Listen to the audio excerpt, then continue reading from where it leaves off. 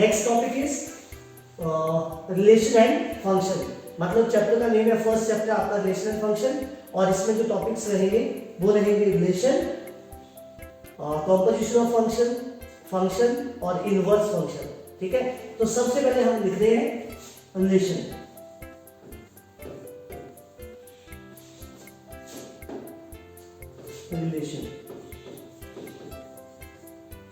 Relation के कुछ question solve करेंगे, और रिलेशन में आपको प्रूव क्या करना होता है। सबसे पहले रिफ्लेक्सिव, इसमें जो प्रूव करने वाली चीजें हैं, reflexive. Second symmetric, and third transitive.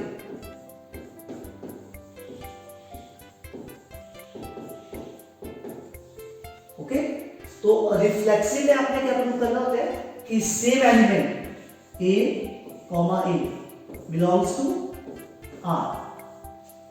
Second symmetric में प्रूव करना होता है आपने A, B अगर R में है then B, A is also belongs to R, and third if A, B belongs to R transitive में and B, C belongs to R, then A, C is also belongs to R। ये prove कर रहे हैं। ठीक है, clear हो गया। तो आपको तीन चीजें कौन कौन सी प्रूव करनी होती है इसमें, रिफ्लेक्सिव, ट्रांजिटिव एंड सिमेट्रिक।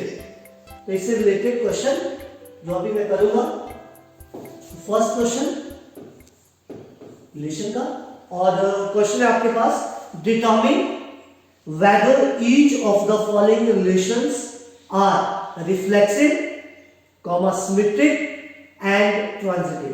तो आपने बताना है कि जो रिलेशन आपके पास दे रखे हैं वो रिफ्लेक्सिव है, सिमेट्रिक है या ट्रांजिटिव है।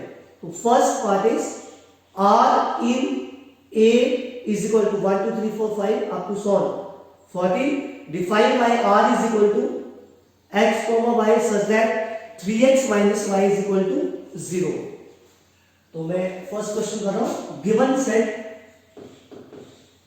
Given set A is equal to 1 2 3 4 5 up to solve 14 defined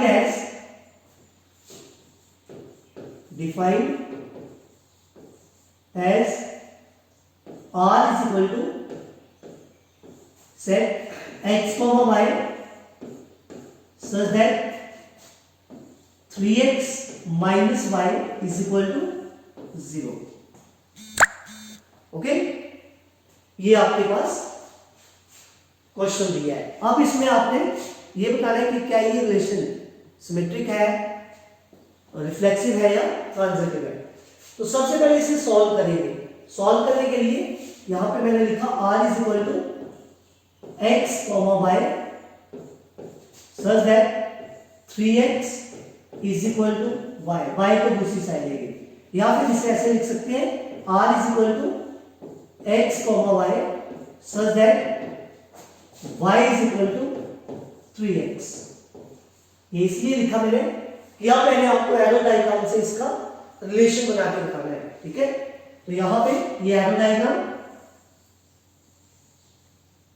ये फर्स्ट सेट और ये सेकंड सेट।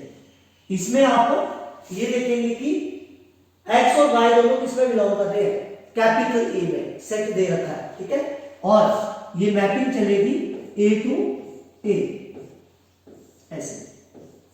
यहां पे 1 2 3 4 5 6 7 8 9 10 11 12 13 एंड 14। ये फर्स्ट सेट A जिसमें टोटल एलिमेंट कितने हैं 14, और यहां पे भी 1 2 3 4 5 6 7 8 9 10 11 12 13 एंड 14।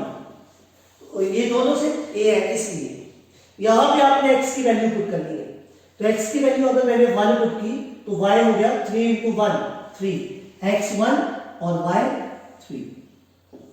फर्स्ट x की वैल्यू अगर 2 पुट की 2 तो 3 2 6, x की वैल्यू 3 पुट की 3 3 9, x की वैल्यू 4 पुट की 4 3 12, और x की वैल्यू अगर 5 पुट करें तो 5 3 15, जो कि यहां पे सेट में नहीं है। इसका मतलब हमारे पास जो वैल्यूज आएंगी वो इतनी आएंगी। तो therefore r is equal to क्या वैल्यू आई, x1 तो y3, x2 तो y6, x3 तो y9 एंड x4 तो y12। बस ये वैल्यू है। ये आपके पास एक रिलेशन आ गया। अब इस रिलेशन को आपने बताना है कि क्या ये रिफ्लेक्सिव, सिमेट्रिक या ट्रांजिटिव है या नहीं। इससे रिलेटेड मैं अभी क्वेश्चन लिखूंगा। ये लिखा मैंने रिफ्लेक्सिव, और रिफ्लेक्सिव में क्या आएगा, ये रिफ्लेक्सिव है या नहीं। तो यहां पे 1 1 भी नहीं है, 2 2 भी नहीं है, 3 3 भी नहीं है, अप टू 14 14 तक तो कोई वैल्यू नहीं है सेम टू सेम। इसका मतलब ये जो रिलेशन है वो रिफ्लेक्सिव नहीं है। तो इसका सॉल्यूशन आया it is not a reflexive relation. और यहां पे रीजन दे देंगे बिकॉज में आ गया 1 2 2 up to 14 14 not belongs to R। ये इसका रीजन है। सेकेंड इज सिमेट्रिक,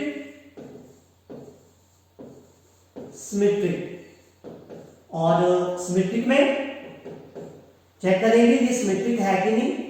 1 3 R में है लेकिन 3 1 नहीं है, 2 6 है लेकिन 6 2 नहीं है, 3 9 9 3 नहीं है, 4 12 है, 12 4 रिलेशन में नहीं है। तो ये it is not a symmetric relation. और यहां पे रीजन क्या आएगा, because 1 3 belongs to R but 3 1 not belongs to R। ठीक है। लास्ट इज ट्रांजिटिव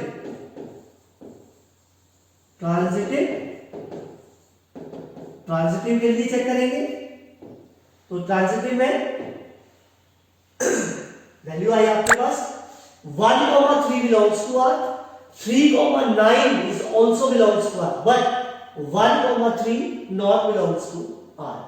तो यहां पे 1 3 R में है, 3 9 भी R में है, लेकिन 1 9 R में नहीं है। तो ये लिख दिया मैंने, it is not transitive relation. अब क्यों नहीं है ये मैंने बोल दिया, because 1 3 belongs to R and 3 9 belongs to R but 1 9 not belongs to R। बस ये बताना होता है आपने। तो इसका मतलब इसका फर्स्ट क्वेश्चन में ना तो रिलेशन रिफ्लेक्सिव है, ना ही सिमेट्रिक है, और ना ही ट्रांजिटिव है। ठीक है। नेक्स्ट पार्ट लिख रहा हूं मैं इसका, क्वेश्चन नंबर 2। ये सेकंड क्वेश्चन। और सेकंड क्वेश्चन है आपके पास, R in a set N of natural numbers defined as r is equal to x comma y such that y is equal to x plus 5 and x less than 4। तो ये दे रखा है given set and, और यहां पे लिखेंगे set of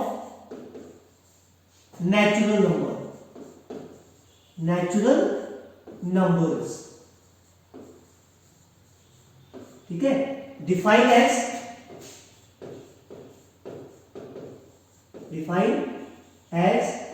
are is equal to, और R में क्या है x comma y such that में आपके पास है y is equal to x plus 5, y is equal to x plus 5 and x less than 4। इसी कंडीशन से इसे सॉल्व करेंगे, देखते हैं क्या आता है आंसर। तो यहां पे सबसे पहले आपने इसे अच्छे से सॉल्व करना है, x comma y such that y is equal to x plus 5 and x is less than 4। और क्योंकि x जो है वो नेचुरल नंबर है, मतलब नेचुरल नंबर में बिलोंग कर रहा है, इसका मतलब इसकी वैल्यू आएगी 1 2 3 बस लेस देन 4 में, ठीक है। और ये वैल्यू पुट कर देंगे तो r आपके पास आ गया, अगर x की वैल्यू 1 है तो y 1 प्लस 5 6, अगर x की वैल्यू 2 है तो 2 प्लस 5 7, और x की वैल्यू अगर 3 है तो y 3 प्लस 5 8। ये आपके पास सेट आ गया, सॉरी रिलेशन आ गया। अब इस रिलेशन में आपने वही तीन कंडीशन चेक करनी होती है। तो सबसे पहले फर्स्ट है रिफ्लेक्सिव, और रिफ्लेक्सिव है कि नहीं वो चेक करेंगे। तो यहां पे ना तो 1 1 है, ना ही 2 2 है, और ना ही 3 3। इसका मतलब it is not a reflexive relation, और रीजन दे देंगे आपको, बिकॉज क्या क्या नहीं है 1 comma 1 2 comma 2 up to so not belongs to R, ये कुछ भी आर में नहीं है। इसका मतलब ये रिलेशन रिफ्लेक्सिव रिलेशन नहीं हुआ।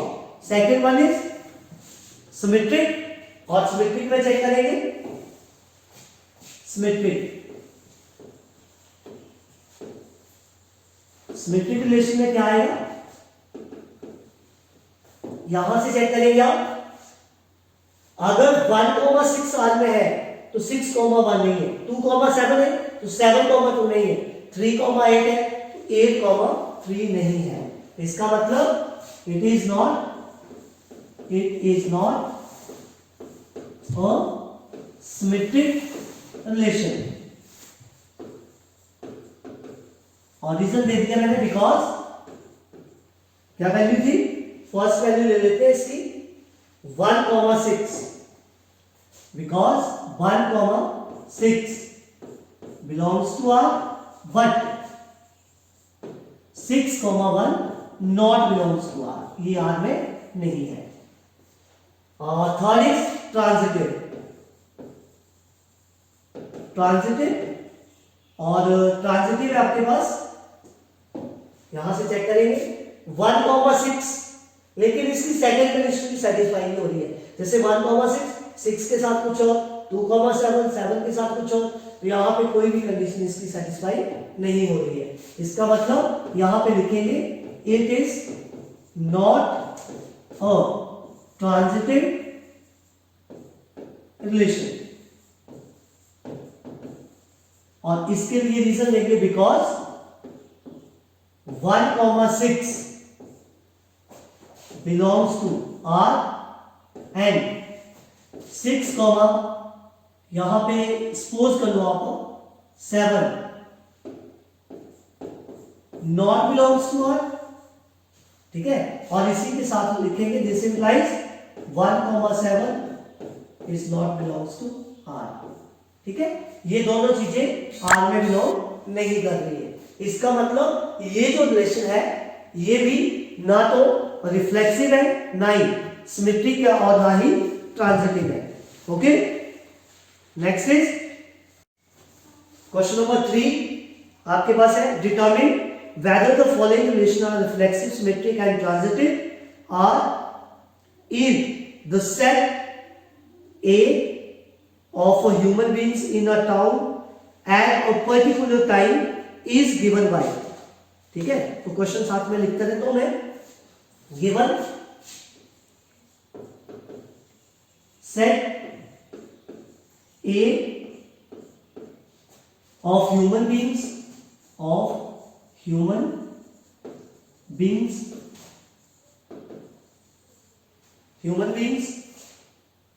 in a town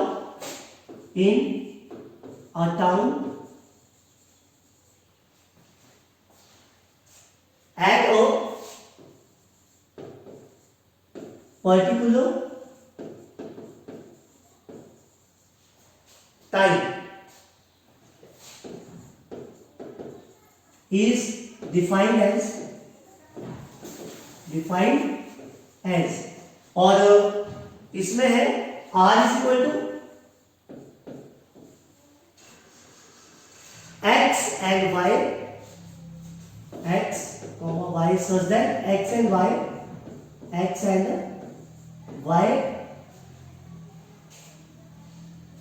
live in same locality, x and y live in same locality, ये आपके पास क्वेश्चन, ठीक है, कि x और y एक सेम लोकेलिटी में रहते हैं। तो जब भी इस टाइप का क्वेश्चन आए जिसमें आपके पास रोस्टर फॉर्म ना दिए, मतलब नंबर्स में ना दिया हो सेट, ठीक, तो उस केस में आप क्या करोगे, सबसे पहले आपने उसे एज्यूम कर लेना है। तो यहां पे सबसे पहले आया रिफ्लेक्सिव, और रिफ्लेक्सिव में क्या आएगा, let x belongs to R, ये एज्यूम करके चलेंगे और इस कंडीशन को सेटिस्फाई करेंगे कि क्या ये कंडीशन सेटिस्फाई हो रही है या नहीं। तो यहां पे x, मतलब y की जगह भी x है, तो इससे मतलब this implies x and x live in same locality, ठीक है। तो इसका मतलब ये x, मतलब एक ही पर्सन के बारे में बात की है और वो उसी जगह रह रहा है। इसका मतलब ये क्या है, ट्रू, विच इज ट्रू, ये क्या हो गया, ट्रू। और अगर ये ट्रू है तो हम लिखेंगे therefore R is a reflexive relation, R is a reflexive relation, okay। Second is symmetric, symmetric में आप चेक करोगे, अब यहां पे क्या लेट करके चलेंगे, let x, y belongs to R, ये लेके चले। अब इससे जो कंडीशन बन रही है वो लिखेंगे this implies x and y live in same locality, ठीक है, सेम लोकेलिटी में रहते हैं। अब इसे अगर चेंज करते हैं हम, जैसे x को y अगर एक ही जगह रहते हैं तो y और x भी सेम जगह रहेंगे, तो दिस इंप्लाइज में हम लिख सकते हैं y and x live in same locality, okay. और अगर y और x सेम लोकेलिटी में है तो दिस इंप्लाइज में हम लिख सकते हैं कि y, x also belongs to R, ठीक है, तो यहां से x y अगर आर में है तो y x भी किसमें आर में है, और ये आर में है तो हम लिखेंगे this implies R is a symmetric relation. Okay, last is transitive.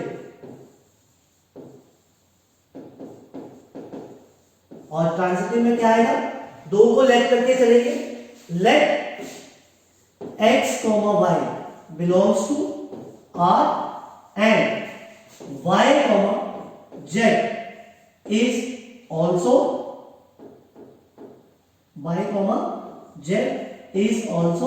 belongs to R.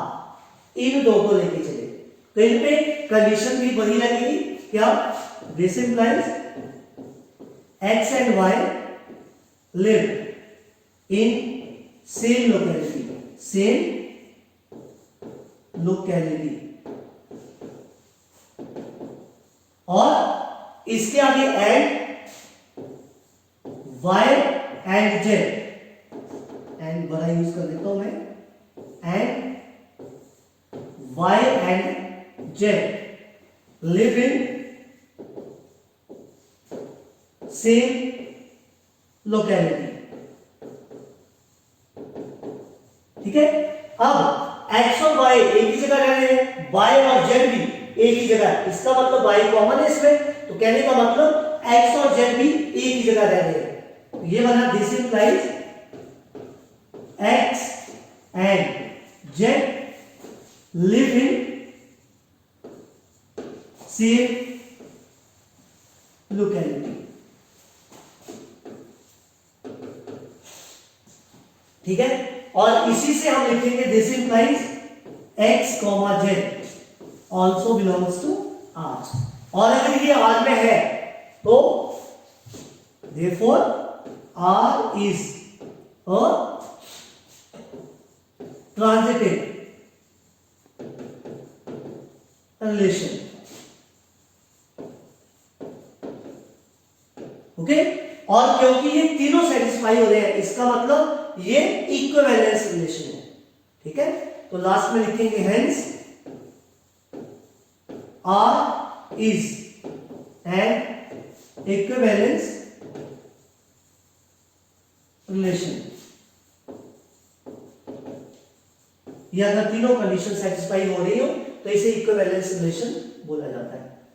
Okay, तो ये थे क्वेश्चन इसके रिलेशन के, जिसमें आपने क्या क्या प्रूव किया, एक रिफ्लेक्सिव, सिमेट्रिक और ट्रांजिटिव. अब नेक्स्ट आपके पास फंक्शन है, और फंक्शन में फर्स्ट है कॉम्पोजिशन. तो ये नेक्स्ट फंक्शन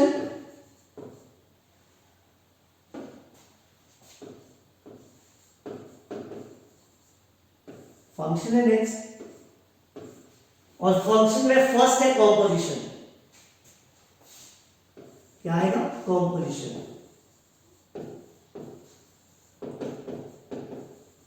और सेकंड इनवर्स फंक्शन. तो फर्स्ट कॉम्पोजिशन और सेकंड इनवर्स फंक्शन. तो अभी जो हम पढ़ेंगे वो रहेगा कॉम्पोजिशन.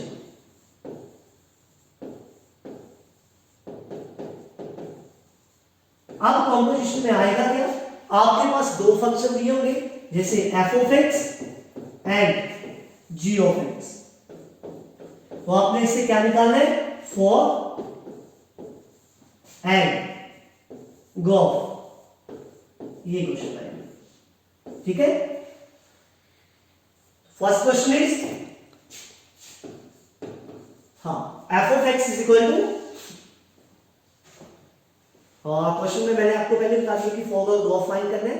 तो गिवन जो आपके पास दे रखा है वो है f of x is equal to mod x and g of x is equal to mod of 5x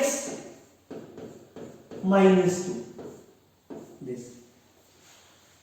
ठीक, निकालने के लिए क्या बोला, क्या फाइंड करेंगे, फॉग एंड गॉफ. तो यहां सबसे पहले लिखा नाउ फॉर को कैसे लिखोगे आप? F of g of x या फिर f of g of x ऐसे लिख सकते हैं। अब वैल्यू पुट करेंगे तो जी ऑफ एक्स की वैल्यू क्या है? यहां से जी ऑफ एक्स है आपके पास मॉड ऑफ 5x माइनस 2, ये जी ऑफ एक्स की वैल्यू लिखी। ठीक है, अब इसे f के साथ कंपेयर कर देंगे, मतलब f ऑफ x में जहां x है वहां पे ये वैल्यू रख देंगे, मतलब ये बना mod of mod 5x minus 2, मतलब इसमें डबल मॉड आ गया, और डबल मॉड को हम सिंगल मॉड में लिख सकते हैं। क्यों? क्योंकि मॉड सिर्फ पॉजिटिव करता है वैल्यू को। सेकंड एंड गॉफ में क्या आएगा? g of f of x या फिर g of f of x। अब g of f of x है तो यहां f ऑफ x की वैल्यू रखेंगे, दैट इज मॉड x, तो ये बना is equal to g of mod x। अब g के साथ इसे कंपेयर करेंगे, g ऑफ x में जहां जहां x दिख रहा है यहां पे, वहां पे आप क्या रखेंगे? मॉड x, तो ये वैल्यू बनी mod of 5 mod x minus 2, ये आंसर आ गया। तो ये दो ही वैल्यू फाइंड करनी होती है, एक गॉफ और दूसरा फॉर। इसी में second question, g of f of x is equal to क्या दे रखा है? f of x 8x cube, 8x cube and g of x is equal to x raise to power 1/3, ये सेकंड पार्ट।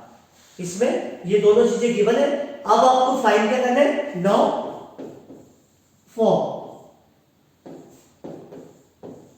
फाइंड करेंगे तो ये बना f of g of x या फिर मैंने बोला f of g of x, ऐसे लिख सकते हैं। यहां पे g ऑफ x की वैल्यू पुट कर देंगे आप, g ऑफ x की वैल्यू क्या आई? f of g of x, और g ऑफ x है इधर x रेज टू पावर 1/3। अब इसे f के साथ कंपेयर करेंगे, f ऑफ x में x की value x raise to power 1/3 है, यहां पे पुट करेंगे 8 into x raise to power 1/3, 8 into x raise to power 1/3 whole cube, इससे ये कैंसिल, आपके पास बचा 8x। ठीक है, एंड गॉफ, अभी फॉर्म निकाला आपने, अभी नेक्स्ट आएगा गॉफ g ऑफ f, तो इसे लिखेंगे g of f of x या फिर g of f of x, और वैल्यू आ गई g, और f ऑफ x की वैल्यू आपके पास है 8x क्यूब, 8x क्यूब। इसे g के साथ कंपेयर करेंगे, अब g ऑफ x में जहां x है वहां 8x क्यूब रखेंगे, तो ये बना 8x cube raise to power 1/3, अलग अलग कर देंगे। 8 को हम लिख सकते हैं 2 क्यूब और उसकी पावर 1/3, और x क्यूब इसकी पावर भी 1/3, यहां 3 से 3 कैंसिल, मतलब आपके पास आ गया 2x, ये आंसर। तो जब भी आपको कॉम्पोजिशन में फॉर्म या गॉफ फाइंड करने को आए तो आप ऐसे करेंगे। ठीक है, लास्ट है इनवर्स फंक्शन, और इनवर्स फंक्शन में आपके पास रहेगा ये first question, inverse function. Inverse function में क्या आएगा? फर्स्ट क्वेश्चन, आपने क्वेश्चन में इनवर्स फाइंड करना होता है, तो इनवर्स फाइंड करने के लिए सबसे पहले आपको क्वेश्चन को इनवर्टिबल प्रूव करना है। इनवर्टिबल का मतलब है क्वेश्चन 1 भी होना चाहिए, मतलब फंक्शन, और ऑन टू भी। अगर ये दोनों कंडीशन सेटिस्फाई कर रही है तो क्वेश्चन को बोलेंगे ये इनवर्टिबल है, और इनवर्टिबल है तभी आप उसका इनवर्स निकाल सकते हैं। ठीक, तो first question is consider a function f from r positive to 4 infinity. ये लिख रहा हूं, given function f from r positive to 4 infinity semi open interval is defined as f of x is equal to under root f of x is equal to x square plus 4। और question आगे, show that f is invertible with the f inverse given by f inverse y is equal to under root of y minus 4 where r positive is a set of all non-negative real numbers। मतलब आपने इसमें सबसे पहले इसे invertible prove करना है, उसके बाद उसका इनवर्स निकालना है। ठीक है, तो सबसे पहले इसका स्टेप फॉर 1 1 फंक्शन ये प्रूव करना है। तो 1 1 के लिए क्या लेके चलते हैं, late x1 x2 be any two numbers on r positive such that f of x1 is equal to f of x2। ये आपका हर एक क्वेश्चन में आता है। ठीक है, फिर यहां पे जो गिवन फंक्शन है इसमें लेफ्ट साइड में x1 रखेंगे x की जगह और राइट साइड में x2 रखेंगे x की जगह। तो ये बनेगा this implies x1 square plus 4 is equal to x2 square plus 4। 4 से 4 cancel, taking the square root on both side, square से और रूट कैंसिल हो गया, तो ये बना therefore x1 is equal to x2। और अगर आप f of x1 is equal to f of x2 लेके चले हैं, x1 और x2 इक्वल आ गया, तो इसका मतलब फंक्शन जो है वो 1 1 है। या नॉट इक्वल टू में लेके चले हो तो नॉट इक्वल टू आता, तब भी क्या होता फंक्शन 1 1। यहां पे लिखेंगे therefore function f of x is 1 1 function, 1 1 function ई वैल्यू। उसके बाद आपने ऑन टू प्रूव करना है। तो next is 4 onto function. Onto के लिए सबसे पहले आपने देखते हैं कोडोमेन क्या है इसकी। हियर कोडोमेन, कोडोमेन होता क्या है, whole set second, whole set second. तो यहां पे होल सेट सेकंड क्या है, 4 infinity, whole set second that is 4 infinity open interval. अब इसकी रेंज फाइंड करेंगे एंड रेंज, रेंज होता क्या है, द वैल्यू ऑफ y। तो y के लिए लेट करेंगे इधर, let y is equal to f of x, और f of x की वैल्यू आपके पास है x स्क्वायर प्लस 4। यहां से 4 को आप लेफ्ट साइड में लेके आए is equal to x square, या फिर आप लिख सकते हैं x square is equal to y minus 4। और इसी में x की वैल्यू निकाल देंगे आप, लास्ट में इसकी जरूरत पड़ेगी, under root of y minus 4 and give equation 1। But solve इसे यही से करना है। तो यहां पे स्क्वायर आपके पास दिया है, उसी में आप लिखेंगे वी नो दैट क्या, कि square is always positive, that is greater than और इक्वल टू 0। स्क्वायर जो होता है या तो 0 होता है या 0 से बड़ा। इसका मतलब y minus 4 is also greater than equal to 0, y minus 4 is also greater than और इक्वल टू 0। फिर y is greater than equal to 4, और यहीं से रेंज आ गई, देयरफॉर रेंज आपके पास आई, क्योंकि जो y है वो 4 या 4 से ज्यादा है, तो इसका मतलब ये इंफिनिटी तक चलता है। और यहाँ पे open interval, sorry semi open interval. क्यों? क्योंकि यहाँ पे ग्रेटर देन और इक्वल टू है तो क्लोज आया और इन्फिनिटी के साथ ओपन आता है। यहां से फिर कोडोमेन और रेंज आपस में इक्वल होगी। This implies codomain is equal to range. और दोनों की वैल्यू क्या है? 4 infinity with semi open interval. और इसी से हम लिखेंगे कि फंक्शन एफ ऑफ एक्स जो है वो इज ऑन टू फंक्शन, ये ऑन टू फंक्शन। अब फंक्शन 1 भी है, ऑन टू भी है, इसका मतलब ये इनवर्टिबल होगा। इसी के साथ लिखेंगे hence function F of x is invertible. Invertible. अब ये इनवर्टिबल क्यों हुआ? क्योंकि मैंने बोला ये 1 भी है और ऑन टू भी है, इसका मतलब इसे इनवर्टिबल बोलेंगे। ओके, अब हमने इसे इनवर्टिबल तो प्रूव कर दिया, लेकिन लास्ट में आपने क्या फाइंड करना है? 4f inverse. अब इसका इनवर्स फाइंड करना है।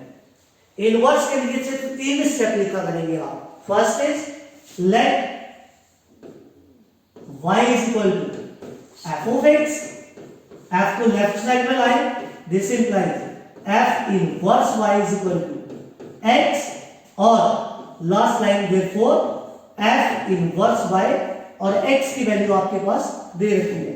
ये मैंने इक्वेशन 1 किया था, जिसे अंडर रूट y माइनस 4, ये लिख दिया अंडर रूट y माइनस 4, और सामने लिख देंगे y 1, और ये क्वेश्चन आपका सॉल्व हो गया। ठीक है, तो ये था इनवर्स फंक्शन, जिसमें आपने सबसे पहले उसे इनवर्टिबल प्रूव किया, और उसके बाद इनवर्टिबल के बाद उसमें इसका इनवर्स निकाल दिया। तो एक लास्ट क्वेश्चन जो मैं आपको बता रहा हूं अभी, क्वेश्चन नंबर 2, जिससे आपको पता लग जाए। Consider f from r positive to minus 5 infinity given by f of x is equal to 9x cube plus 6x minus 5.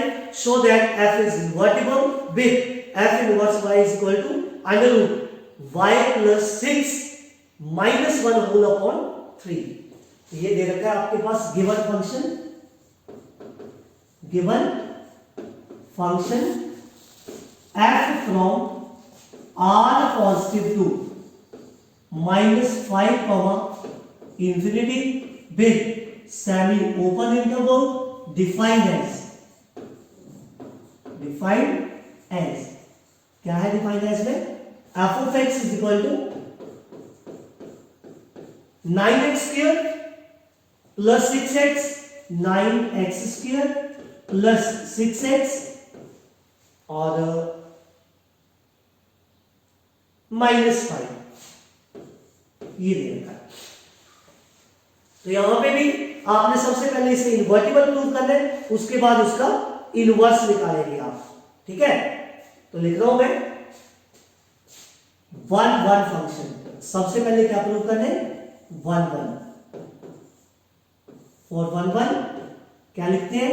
Late x1 x2, या फिर एंड यूज कर दो, x1 and x2 be any two numbers on यहां पे r positive such that f of x1 is equal to f of x2। अब left side में function में x1 put करना है और राइट में x2, तो ये बना 9x1 square plus 6x1 minus 5 is equal to 9x2 square plus 6x2 minus 5 से 5 कैंसिल। बाकी जो वैल्यू हमने लेफ्ट साइड में ले आएंगे, तो ये बना 9x1 square minus 9x2 square plus 6x1 minus 6x2 और इक्वल्स टू 0। फर्स्ट टू में 9 कॉमन, तो ये बना x1 square minus x2 square plus यहां नेक्स्ट 2 में 6 कॉमन x1 माइनस x2 और इक्वल्स टू 0। फिर यहां पे फॉर्मूला बन गया a square minus b square that is equals to a minus b into a plus b और बाकी same 6 into x1 minus x2 is equal to 0। अब दोनों से क्या कॉमन x1 माइनस x2 ये कॉमन आ गया, x1 माइनस x2 ये common, तो फर्स्ट ब्रैकेट में बचा 9 इंटू x1 प्लस x2 और नेक्स्ट में बचा प्लस 6 इज इक्वल टू 0। अब हमें जो प्रूव करना है ना हम वही लेके चलेंगे, तो this implies x1 minus x2 is equal to 0 और x1 is equal to x2। ऐसा क्यों किया मैंने? क्योंकि दो फैक्टर की मल्टीप्लिकेशन 0 के इक्वल कब होती है, या तो फर्स्ट 0 के इक्वल हो या फिर सेकंड। तो मैंने फर्स्ट को 0 के इक्वल कर दिया और यहां पे रीजन दे देंगे because 9 into x1 plus x2 plus 6 is not equal to 0। हमें ये प्रूव करना था। अब ये x1 x2 के इक्वल आ गया तो आप लिखोगे therefore function f of x is 1 1 function, 1 1 function. तो एक चीज प्रूव कर दी, क्या 1 1 फंक्शन। उसके बाद है ऑन टू, यहां पे लिख दिया onto function. Onto में क्या आएगा, ये कोड में,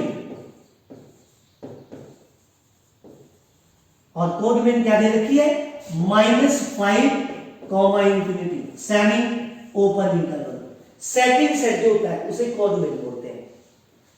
एंड रेंज, और रेंज के लिए मैंने बोला था रेंज जो होती है वो y की वैल्यू होती है, इसलिए मैंने लेट कर दिया let y is equal to f of x। और f of x की वैल्यू आपके पास है 9x square plus 6x minus 5, तो ये बना y is equal to 9x square plus 6x minus 5।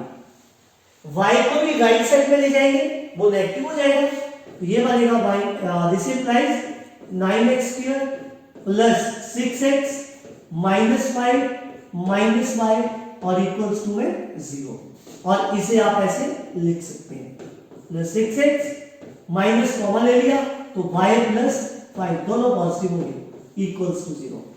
अब ये क्वाड्रेटिक इक्वेशन बन गई और कौन से वेरिएबल में, x में। और यहां से आप लिखोगे यो a is equal to 9, b is equal to 6 and c is equal to minus y plus 5, क्योंकि मुझे क्वाड्रेटिक फॉर्मूला यूज करना है इधर। तो साथ में therefore x is equal to x cap minus b plus minus under root b square minus 4ac whole upon 2a। ये quadratic formula है, इसमें वैल्यू अप्लाई कर देंगे, ये बना -6 plus minus under root b square 6 6 36 minus 4 into a 9 into c minus y plus 5 minus minus plus और y plus 5, ये value आ गई होल अपॉन 2 इंटू a है 9, मतलब ये बना -6 plus minus under root 36 plus 36 into y plus 5। x is equal to -6 plus minus under root 36 plus 36 into y plus 5 whole upon 9 two 18, ये value है। अब इस स्क्वायर रूट से 36 को वहां लेके कॉमन लेके क्या बनेगा is equal to -6 plus minus under root 36 common, यहां पे बचा 1 और यहां पे y प्लस 5 कॉमन ले लिया होल अपॉन 18, ये बन गया -6 प्लस माइनस 36 का स्क्वायर रूट 6 और रूट में बचा y प्लस 5 प्लस 1 6 अपॉन 18। फिर यहां से 6 कॉमन, यहां पे वैल्यू बची -1 plus minus under root y plus 6 whole upon 18, 6 3 8। तो ये बना x is equal to -1 plus minus under root y plus 6 upon 3।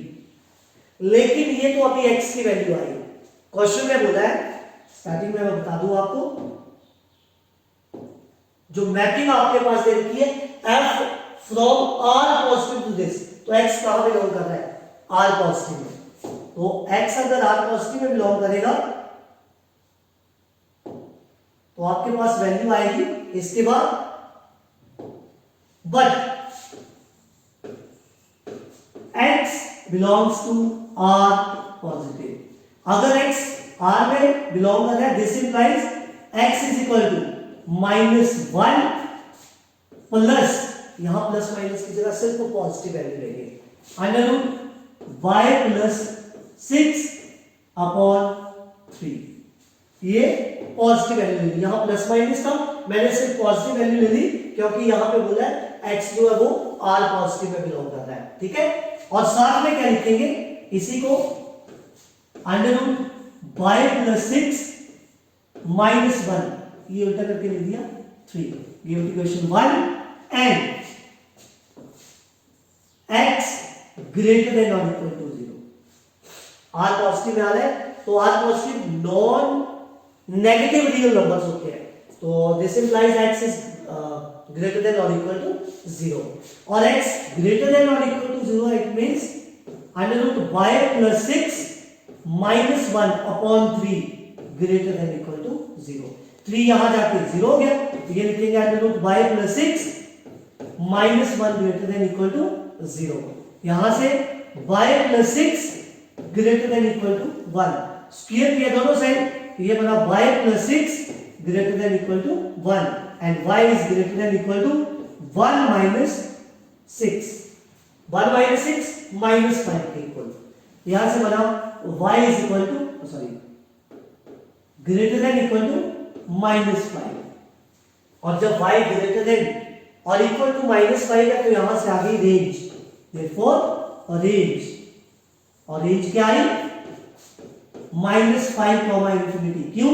क्योंकि y -5 से बड़ा है, तो इसके साथ क्लोज, क्योंकि ग्रेटर देन इक्वल टू है और इंफिनिटी के साथ ओपन, इसका मतलब कोडोमेन और रेंज आपस में इक्वल होगी। यहां से आप लिखेंगे this implies codomain is equal to range, और दोनों की वैल्यू क्या है -5 इंफिनिटी, सेमी ओपन इंटरवल, और इसी से बनेगा therefore function f of x is onto function, onto function, और फंक्शन 1 1 भी है, ऑन टू भी है, इसका मतलब ये इन्वर्टिबल होगा, तो साथ में लिखेंगे hence function f of x is invertible.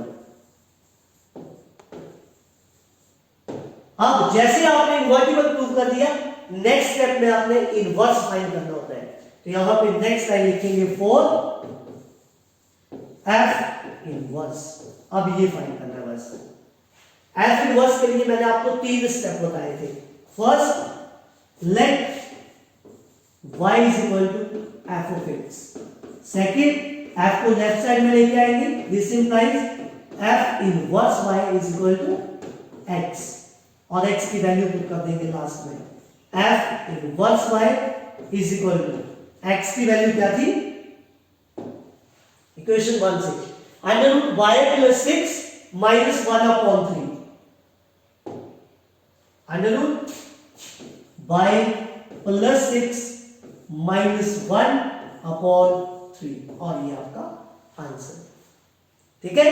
तो ये थे क्वेश्चन जिसमें मैंने आपको रिलेशन के बारे में बताया। रिलेशन में आपने रिफ्लेक्सिव, सिमेट्रिक और ट्रांजिटिव पढ़ा, कॉम्पोजिशन में आपने फॉग और गॉफ फाइंड किया, और इनवर्स फंक्शन में आपने सबसे पहले 1 1, फिर ऑन टू, और लास्ट में f इनवर्स फाइंड किया।